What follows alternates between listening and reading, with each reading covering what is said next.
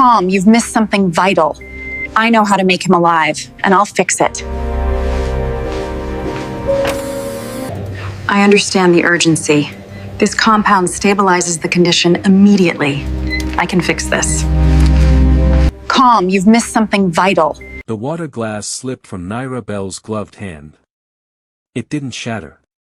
The carpet caught it. But the sound of liquid splashing across marble made every head in the room turn toward her. 10 doctors. All staring. I can fix this. Naira froze. Her heart slammed against her ribs. The rubber gloves felt too tight. The air in the 48th floor suite of Arclight Medical Pavilion smelled like antiseptic and something else. Something metallic. Something wrong. Careful, one of the doctors said. His tone was flat. Dismissive. Naira nodded. She bent down. Picked up the glass. Wiped the spill with a cloth from her cart. No one looked at her twice. They never did. Behind her, Veyron Locke lay motionless on the hospital bed. His skin had a yellow tint under the soft lights. His fingers trembled against the white sheets. The machines beeped in rhythm. Slow. Steady. Dying. Hi friend, before we continue the story, kindly tell us where are you watching from. And hit that subscribe button now for you to get more, and I have something new for you tomorrow. Stay tuned. Thanks. Let's continue. Naira moved toward the sink. Her hands shook as she rinsed the glass. Through the reflection in the window, she watched the doctors huddle near the foot of the bed. His liver enzymes are normal, one said. Kidney function is stable, another added. Then why is he dying? Silence. Naira's stomach twisted. She had been cleaning this suite for 9 nights straight. 9 nights of watching the richest man in New York fade like smoke. 9 nights of listening to the best doctors in the country admit they had no answers. Veyron Locke owned half of Boston's pharmaceutical plants. He controlled biotech patents that shaped medicine in San Francisco and Seattle. His name appeared in Senate hearings. His money built wings of hospitals in Los Angeles and Miami. And now he was slipping away from a disease no one could name. Naira set the glass on the counter. Her fingers brushed the edge of a small bottle near the sink. Hand lotion. Expensive. The kind that came in frosted glass with gold lettering. She picked it up. And smelled it. Her breath caught. The scent hit her like a fist.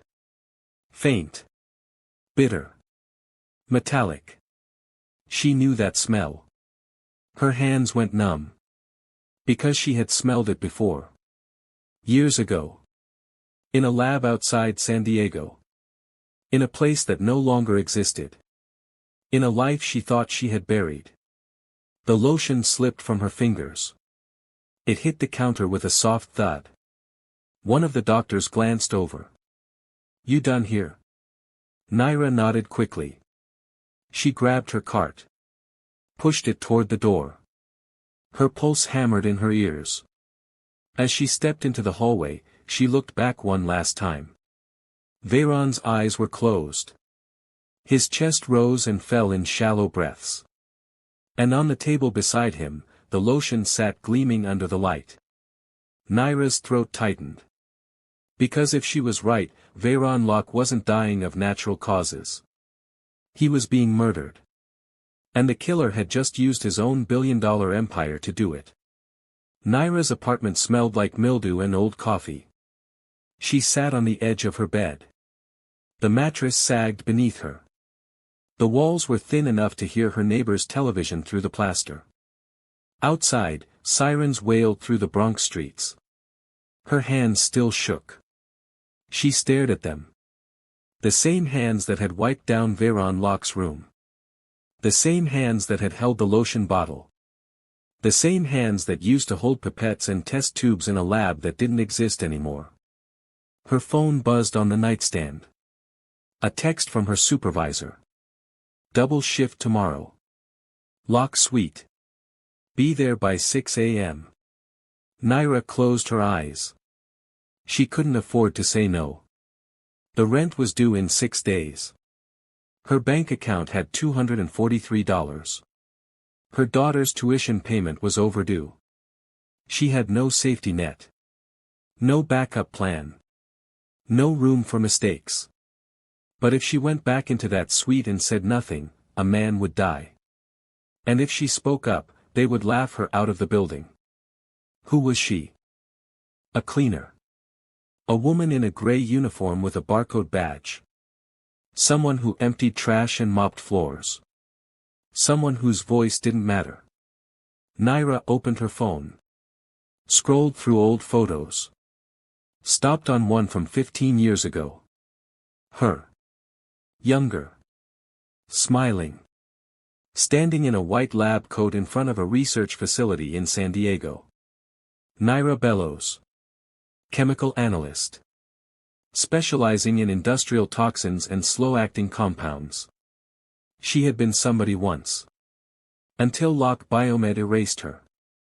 The memory came back sharp and cold. The project. The compound they called silence.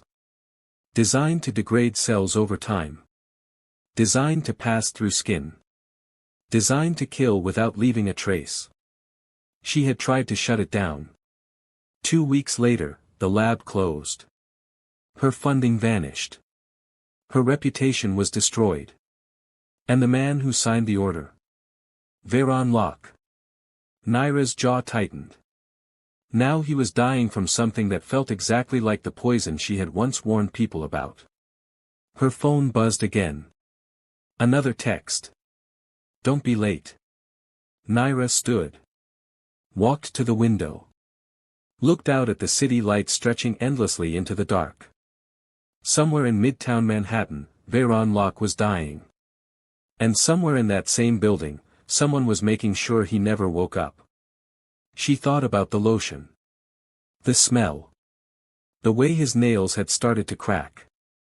The way his skin had turned yellow. The way his hands trembled. All the signs were there. But no one was looking. Naira pressed her forehead against the glass. If she stayed silent, she would keep her job. Keep her apartment. Keep her daughter in school. But she would also become the woman who watched a man die when she could have saved him. Her reflection stared back at her. She didn't recognize the woman she had become. But maybe it was time to remember the woman she used to be. The nurse didn't even look up. "We're busy," she said. Her voice was clipped. Professional. Final. Naira stood in the hallway outside Veron's suite. Her cart was beside her. Her gloves were still on. She had been trying to speak for 3 minutes. "I think there's something wrong with his lotion," Naira said. The nurse glanced at her. Then back at her clipboard. "The what?" "The hand lotion. On his bedside table.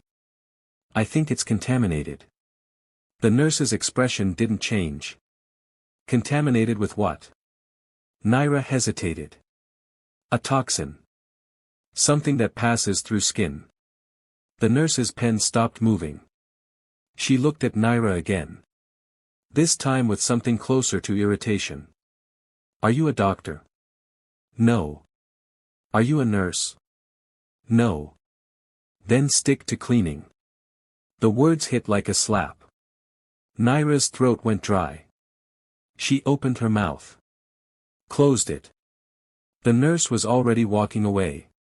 Naira stood there. Frozen.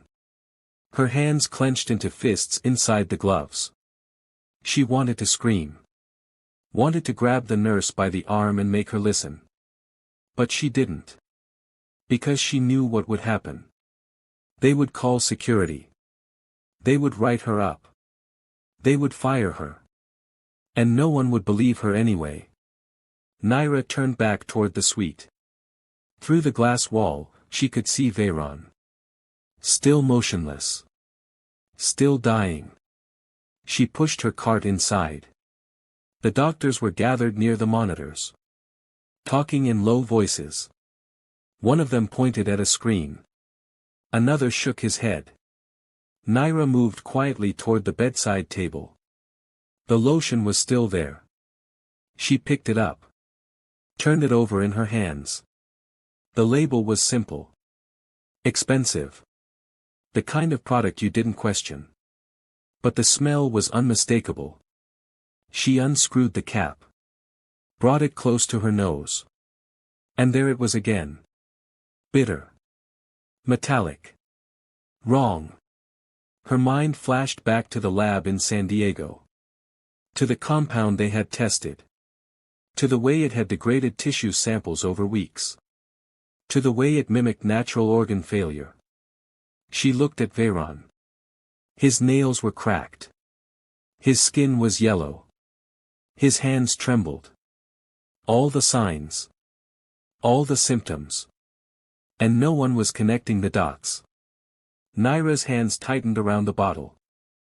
She glanced at the doctors. None of them were looking at her. She slipped the lotion into her pocket. Her heart pounded so hard she thought they could hear it. But no one turned. No one noticed. Because they never did. Naira finished wiping down the table. Pushed her cart toward the door. As she stepped into the hallway, she heard one of the doctors speak. "We're running out of time." Naira stopped. She looked back through the glass. Veyron's chest rose. Fell. Rose again. Slower now. She had 48 hours. Maybe less. And if she didn't find a way to make them listen, the man who destroyed her life would die. And his killer would walk free. Naira stood in the supply closet on the 47th floor. The door was locked. The lights were dim. Her hands were shaking so hard she almost dropped the lotion bottle. She had stolen a testing kit from the medical waste disposal. The kind used to check for contamination in 4 lines. It wasn't designed for this. But it was all she had. She opened the lotion. Squeezed a small amount onto a sterile swab. Dipped it into the reagent. And waited. The seconds felt like hours. Her breath came shallow. Fast. If she was wrong, she had just stolen hospital property for nothing. If she was right, she was holding evidence of murder. The reagent began to change color. Slowly.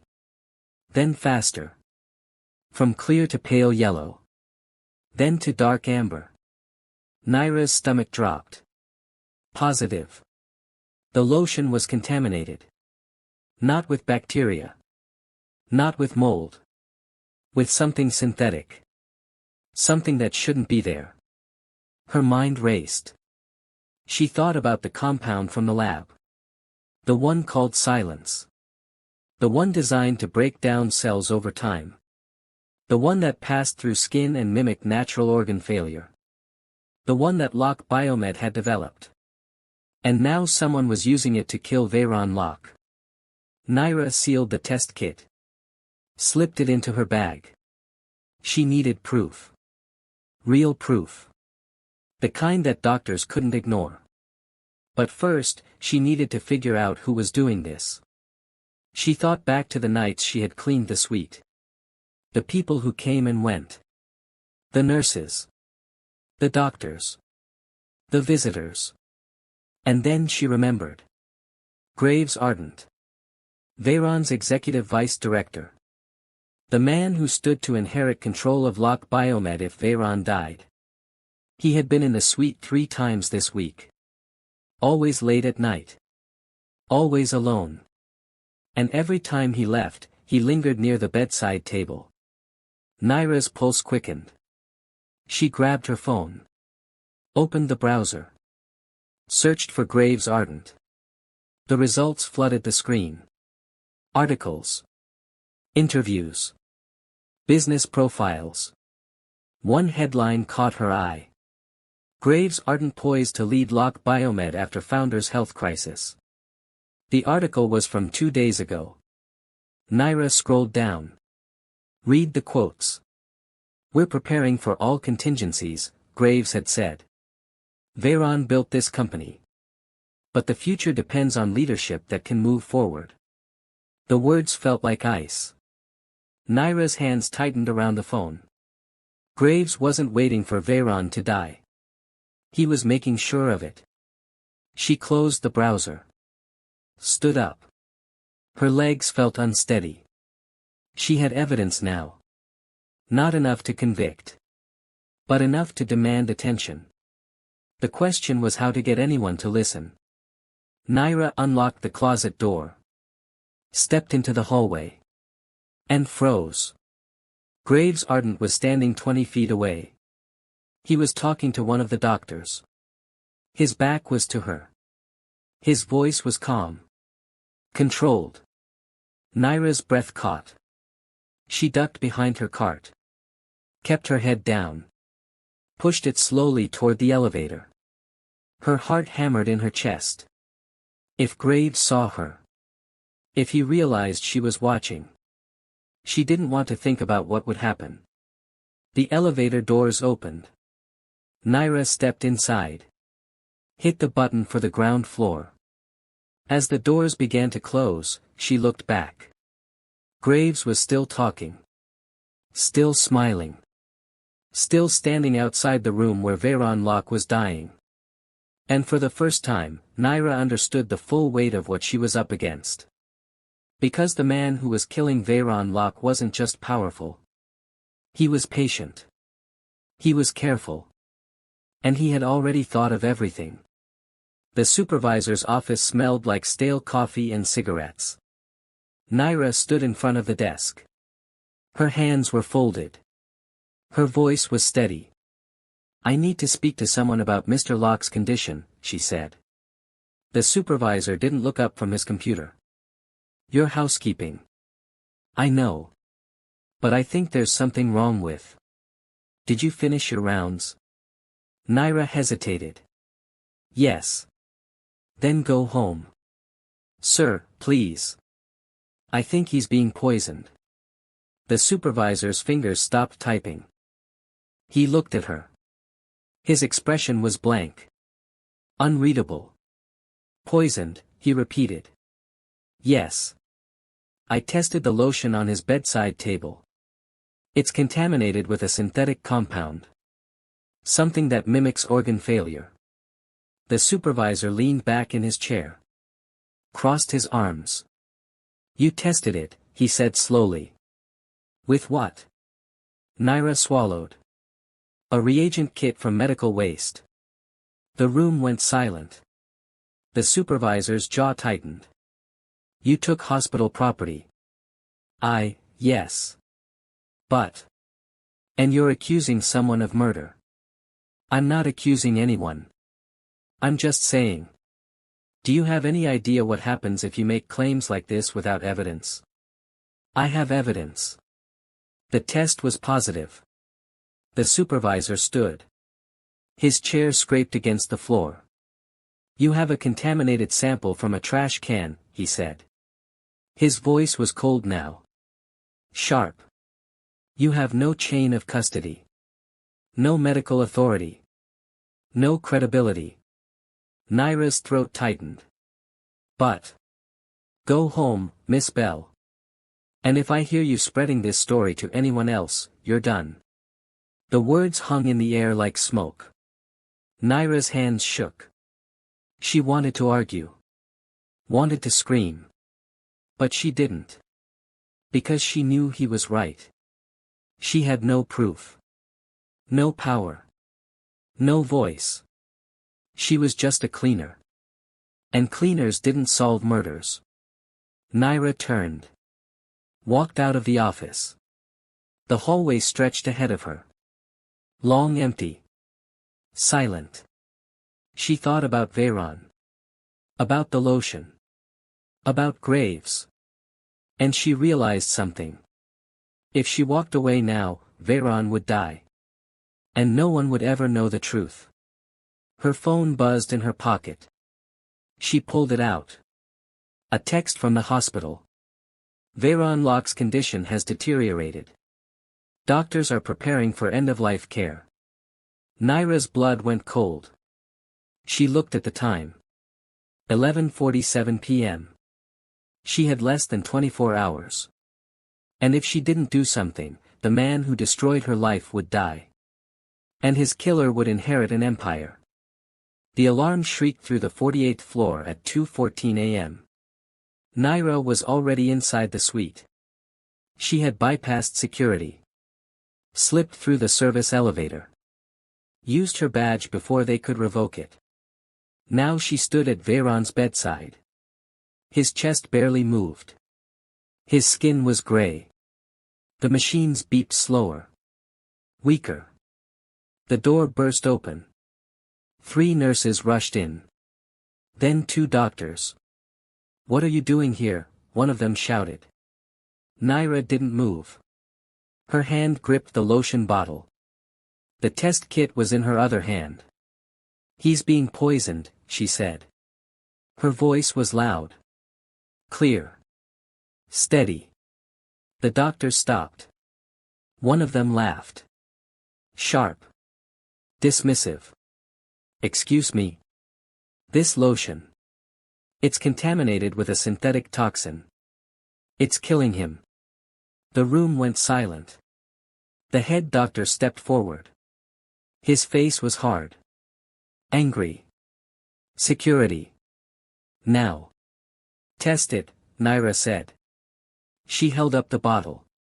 "Run a toxicology screen. Check for industrial compounds. Slow-acting cell degraders. We've run every test. You ran the wrong tests." The words hung in the air. Another doctor moved toward her. "You need to leave." Naira's heart pounded. Her hands shook. But she didn't back down. "He has less than 12 hours, she said. "If you don't test this, he dies. And whoever did this walks away." The head doctor's jaw tightened. His eyes narrowed. "Who are you?" he asked. "Someone who knows what you're missing." For 3 long seconds, no one moved. Then the head doctor reached out. Took the bottle from her hand. He looked at it. Turned it over. Studied the label. "Run a full synthetic compound screen," he said to the nearest nurse. "Cross-reference with industrial toxins and bioengineered degraders." The nurse hesitated. "That'll take hours." "Then start now." The nurse grabbed the bottle. Rushed out of the room. Naira's legs felt weak. She leaned against the wall. Her breath came fast. The head doctor turned back to her. "If you're wrong, you're going to jail." Naira met his eyes. "If I'm wrong, I'll go willingly." The door opened again. Security stepped in. But the head doctor raised his hand. "Not yet." The guards stopped. Naira looked at Veyron. His eyelids fluttered. His lips moved. No sound came out. She had done it. She had made them listen. Now all she could do was wait.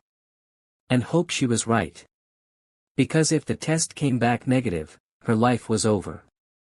But if it came back positive, someone else's was about to end. The monitors beeped. Slower. Slower. Time was running out. The lab results came back at 4:52 a.m. Naira sat in a plastic chair outside the suite. Her hands were cuffed. Security stood on either side of her. The head doctor walked out. His face was pale. He looked at Naira. Then at the guards. "Let her go," he said. The guards didn't move. Now. The cuffs clicked open. Naira stood. Her wrists ached. Her heart hammered. The doctor held up a printout. His hand shook. "You were right," he said. His voice was hollow. Shocked. "The lotion is contaminated with a synthetic compound. A cell degrader. Something we've never seen in clinical medicine." Naira's throat tightened. "It's been absorbed through his skin for at least 2 weeks," the doctor continued. It mimics organ failure. Neurological decline. Everything we thought was disease. The hallway was silent. One of the nurses stepped forward. How do we treat it? The doctor looked at Naira. Do you know? Naira nodded slowly. Chelation therapy. High-dose antioxidants. And you need to flush his lymphatic system. Fast. The doctor stared at her. Who are you? Someone who used to work in a lab that studied this exact compound. What lab? Naira's jaw tightened. One that doesn't exist anymore. Because Locke Biomed shut it down. The words landed like a bomb. The doctor's eyes widened. Locke Biomed created this. 15 years ago. They called it silence. It was designed to degrade tissue without triggering immune response. I tried to stop the project. They buried me instead. The hallway felt smaller. Colder. Another doctor spoke. If this compound came from Locke Biomed, then someone inside the company is trying to kill him, Naira finished. Yes. The head doctor turned to the guards. Call the police. And get me Graves Ardent. Now. Naira's pulse spiked. One of the guards pulled out his phone. Started dialing. The other guard spoke into his radio. We need security on the executive floor. Graves Ardent is not to leave the building. Naira's hands went cold. Because if Graves realized what was happening, he would run. Or worse. He would finish the job. The head doctor turned back to her. Can you save him? Naira looked through the glass wall.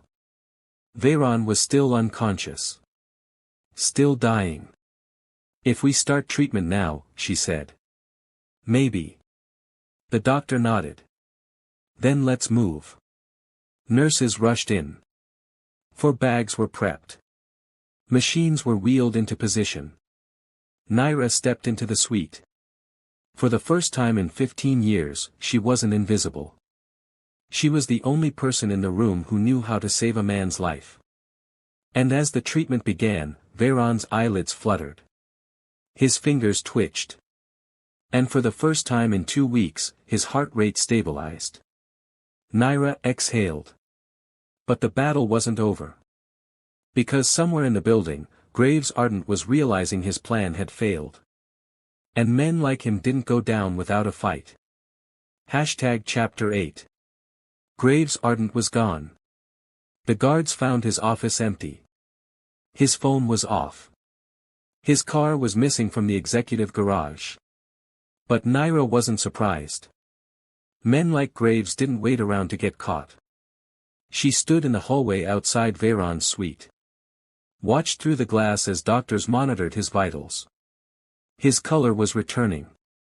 His breathing was stronger. He was going to live. The head doctor stepped out. His expression was grim. The police are issuing a warrant for Graves Ardent. They found financial records linking him to an offshore account that purchased the compound. Naira nodded. He didn't just want Veyron dead. He wanted control of the company. And he almost got it. The doctor looked at her. Really looked at her this time. You saved his life, he said. Naira's throat tightened. She didn't know what to say. Because 15 years ago, Veyron Locke had destroyed hers. And now she had just saved his. The irony wasn't lost on her. The doctor extended his hand. I'm sorry. For not listening sooner. Naira shook it. You listened when it mattered. He nodded. Then walked back into the suite. Naira stood alone in the hallway. Her phone buzzed. A text from her daughter. Mom, are you okay? I saw the news. Naira smiled. Typed back. I'm fine. I'll call you soon. She slipped the phone into her pocket. And for the first time in years, she felt something she hadn't felt in a long time. Pride. Not because she had saved a billionaire, but because she had refused to stay silent. Even when the world tried to make her invisible. The elevator doors opened. 2 police officers stepped out. Walked past her. Headed toward the suite. Naira watched them go. Somewhere out there, Graves was running. But he wouldn't get far. Because the truth had a way of catching up. And this time, it had teeth. They found Graves ardent at a private airfield in Teterboro, New Jersey. He was boarding a jet. Headed for the Cayman Islands. The police arrested him on the tarmac. Naira watched the news coverage from her apartment. The camera zoomed in on Graves as officers led him away in handcuffs. His face was blank. Emotionless. But his empire was crumbling. The investigation moved fast. Within 48 hours, forensic accountants traced the purchase of the toxin to a shell company Graves controlled. His fingerprints were on the lotion bottle. Security footage showed him entering Veyron's suite alone. Multiple times. The case was airtight. And the media exploded. Executive arrested in billionaire poisoning plot. Housekeeper saves Locke Biomed founder. The woman no one saw. Naira's phone rang constantly. News outlets. Reporters. Documentary producers. She ignored most of them. But one call came through that she couldn't ignore. It was from ArcLight Medical Pavilion. From Veyron Locke himself. Naira stood in the doorway of his suite 3 days later. He was sitting up in bed. Color had returned to his face. His hands were steady. He looked at her. And for the first time, he really saw her. "Miss Bell," he said. His voice was quiet. Tired.